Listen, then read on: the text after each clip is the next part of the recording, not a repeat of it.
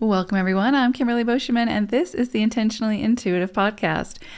In this episode, we're going to take a look at each life path number, the forecast for the new moon that's going to be occurring on September 2nd or 3rd, depending on where you live in the world.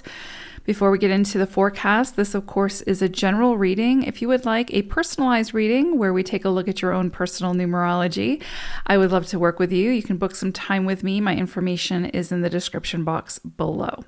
All right, let's take a look. Life Path 11-2. So this illumination is bringing up the vibrations of the 12-3 and the 13-4.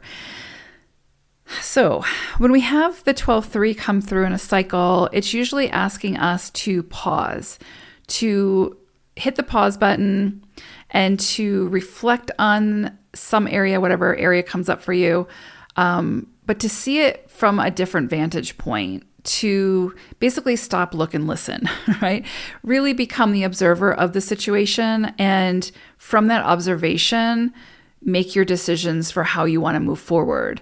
And so that 12-3 is sort of, it's not taking the emotion out of it, but where, if we're moving through something that can be difficult or that can be challenging or can kind of bring up some feelings of confusion or feelings of like charged energy, the 12-3 helps us to hit the pause button, step back, and see the greater picture for what we're working with. And it's through that process that we can gain a greater perspective. And that greater perspective can, of course, help us to decide how we want to move forward, where we're not so immersed in the situation that we're losing sight of the situation. And because it's the vibration of the 3, this could definitely have to do with communications with others, collaborations that you might be working on. Anything creative could come into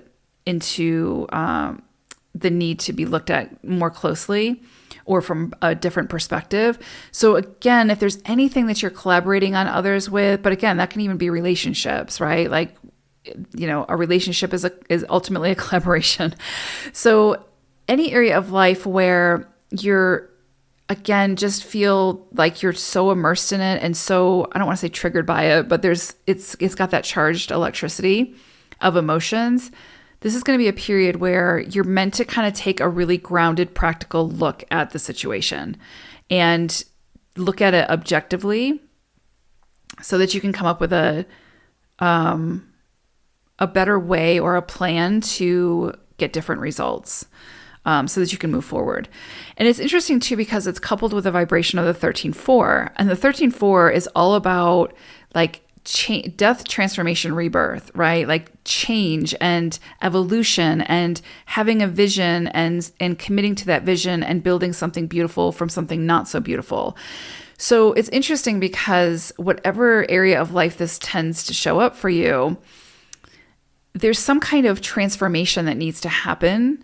But that transformation can't happen if you're fully immersed in the situation and if you're not able to see from a larger vantage point what needs to change, right? It's kind of like if we're stuck in some kind of a cycle, it's hard for us to see what we need to do to get out of that cycle if we're fully immersed in it, right? If we're just constantly chasing our tail, it's hard for us to realize that we're chasing our tail because we're so immersed in it, right? So if there's any area of your life where you really want to get different results, where you really want a better outcome, or where you want to see some kind of solution, and I would say the 13-4 vibration is going to show you exactly where that is, like confront you with wherever that is, and it will likely feel uncomfortable. The 12-3 is saying you got to step back from the situation to see what's happening so that you can make decisions that will help you move out of it, right? Or to move in a better direction.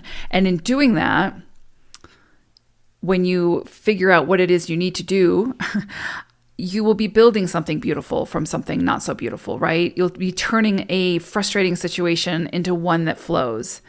But again, at the core of all this, it's going to require you to find a way to, I don't want to say remove yourself from that situation, but to be able to become the observer to see what's actually going on. And that might be through journaling. That might be through taking time alone and walking through the forest and really just sort of sitting with the situation. It might be, seeking professional help to help you to see what the situation is.